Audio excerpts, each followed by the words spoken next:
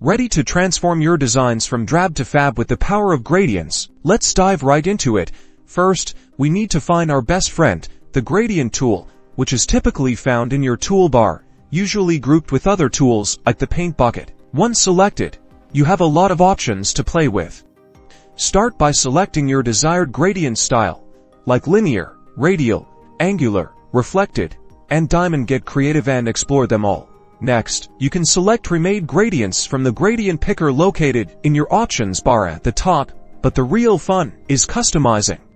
Click the color stops within the gradient editor. To customize the color, double-click a color stop to open the color picker and select your desired color. You can also add more color stops by clicking below the gradient bar. This will help you to fine-tune the gradient effect. Now, return to your canvas. Click and drag diagonally across your image to apply the gradient. Notice how the direction and length of your drag affect the gradient's direction and blend. Experiment with different shapes, text layers, or even on your background layer.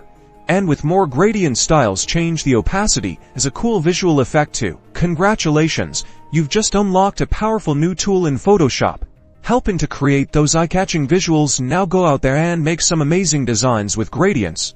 Don't forget to like and subscribe for more awesome tutorials. #Adobe Gradient #Visual Effects.